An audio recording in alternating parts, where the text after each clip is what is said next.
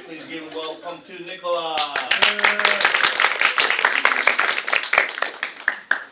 Alright, so yeah, background for why I chose to do this.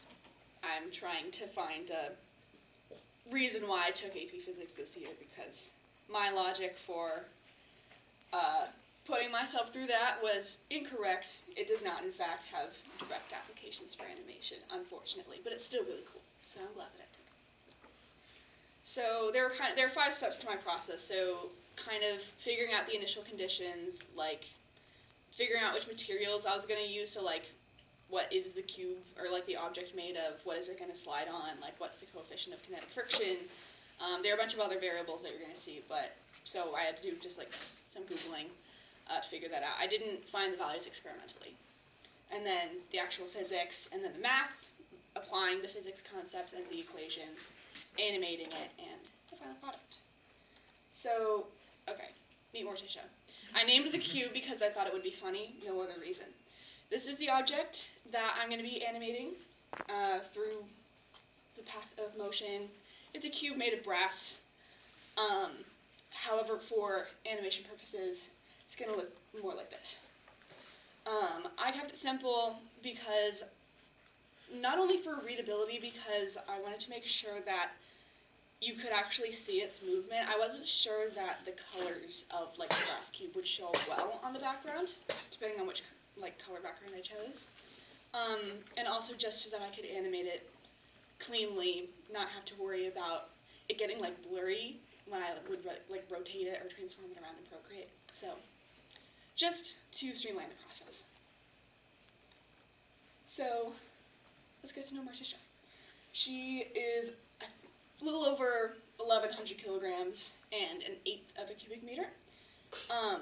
I noted that she's solid and has mass distributed completely equally around her volume, just because that can affect like rotational inertia. So she's basic, just solid and equally dense.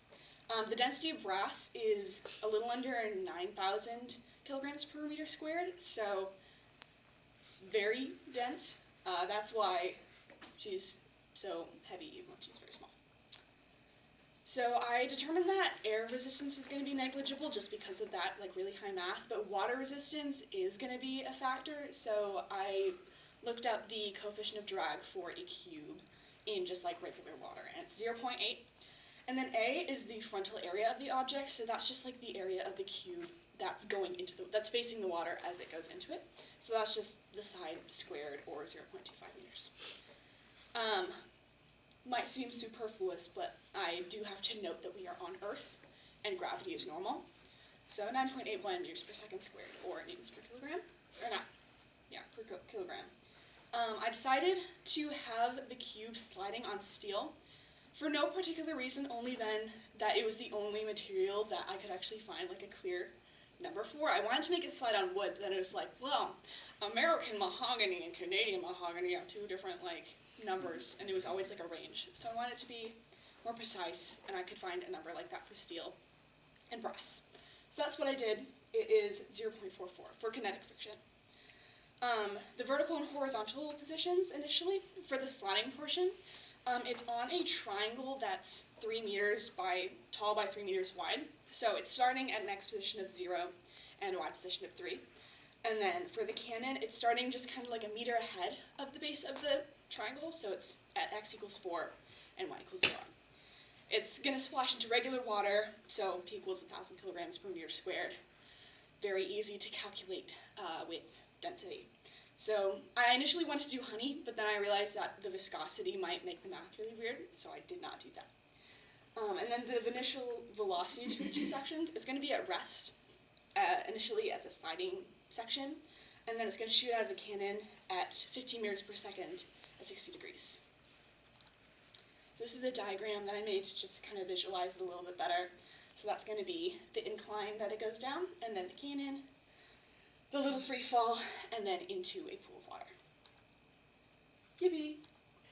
So I did some, I basically just used, first semester basic kinematics equations, and then Newton's second law for the majority of the calculations using friction and buoyancy as well.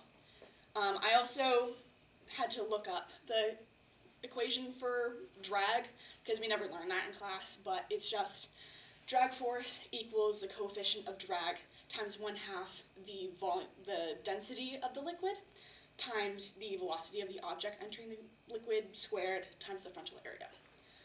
And then just regular buoyancy, which is buoyant force equals the density of the liquid times the volume of liquid displaced times gravity. So I laid out all of my math in Procreate to just make it nice and neat. But basically, I rotated the plane of the free body diagram so that the only force with both horizontal and vertical components was weight force.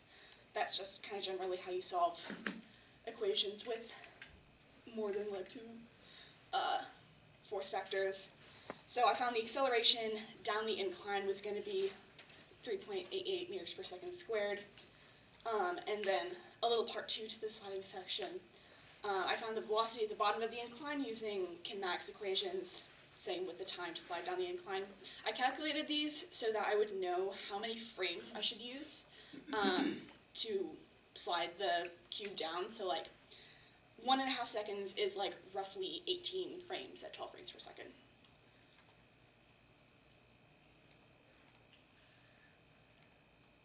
Okay, there it is. And then for the free fall section, more kinematics. So I laid out my initial conditions on the side there, so I could zero out like y position, for example, because it starts and ends at the same height.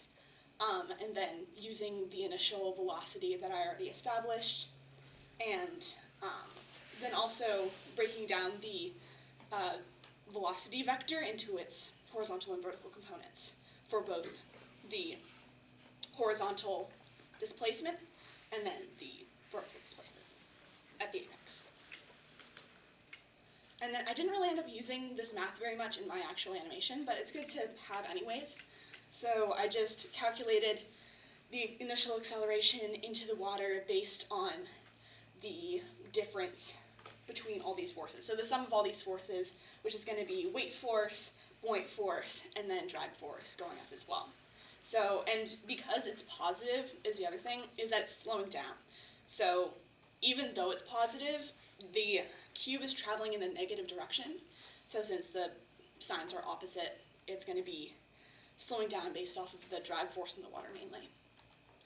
So then the animating process, I mainly use Procreate.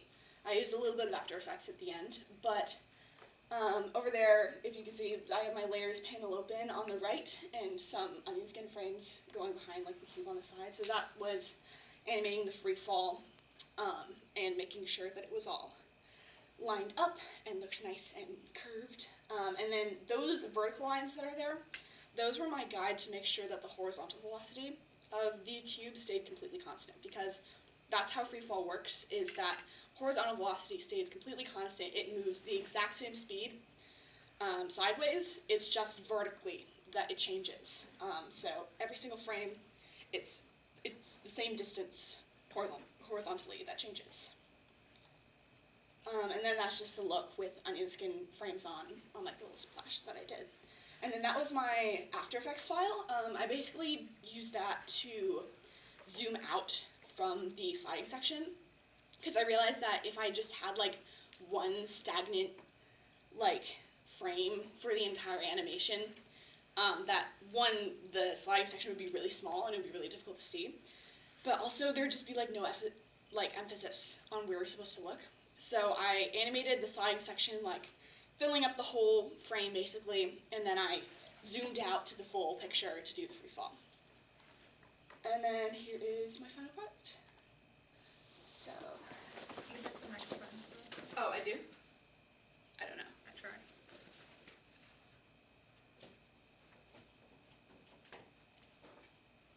The mouse is missing. If you You try just have pressing it. the next Just, button. okay, there we go. Oh, sound effects are off. Okay.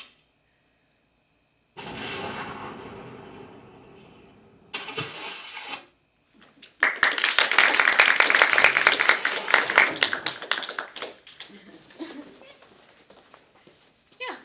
Any questions? Violet? Wait, I thought this was super cool. Like the way that you combined physics, even though you thought that it wouldn't be applicable to animation, I just feel like it's something that I feel like most people wouldn't think of doing, especially because animation, I feel like most of the time you kind of just use like, oh, it works generally like this, but you went into like the specifics of exactly how it works, and I think that's really cool. Thank you. Dude, I know that stuff. That's crazy. What made you decide to do drag even though we didn't learn it? Because I wanted to make it more accurate. I just wanted to like, I didn't want to be like, well, we didn't learn it, so that means it doesn't exist. Like, it's just like, well, it's a force there, so I'll just like Google it. Elaine? I feel like it's really cool to see like in movies they make it look so easy, but then there's like such like a process behind it, and it's like I don't understand it, but that's really cool. Thank you. I think it's really cool like how much time you put in it. We can like see like how long of a process it was, but it's like really cool project you made. Thank you. Mr. Phillip? Have you shown this to your physics teacher? Yes. And who is your physics teacher? It's complicated. Right now it's Mr. Minaldi. At Los Altos, right? Yeah. And Mr. Randall was your teacher? Mm-hmm. So he and I taught physics together at Los Altos for 9 years, and I taught AP Physics there for 9 years. Wow. So I know exactly what you're saying. Good stuff. So definitely show this to your physics teacher because they could actually use it to demonstrate how it really works. So I'm curious. So you did frame by frame animation on your final thing, Mhm.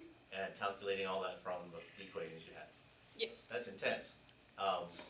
Did you find any applications online that actually did this for you rather than? I mean, I applaud you for doing it because you did it, by hand. But are there anything online that you know that can actually do this animation for you? Well, we do a lot of like, do you know PhET, like PHET? Yep. Yeah, so basically that, like the labs, the digital labs that they do in there where you like input the variables and then it shows the path of the object. But I guess the point here was that I would do it myself just as like a Yeah. personal animation exercise. And I applaud you for that. Check your equation with the last one there. Acceleration at 11 meters per second squared. I thought so. Check that because it's in water, right? Like initial. Like going into it. Oh, okay. Also because it's 1,000 kilograms. Okay. I would check that. All right. Thank you.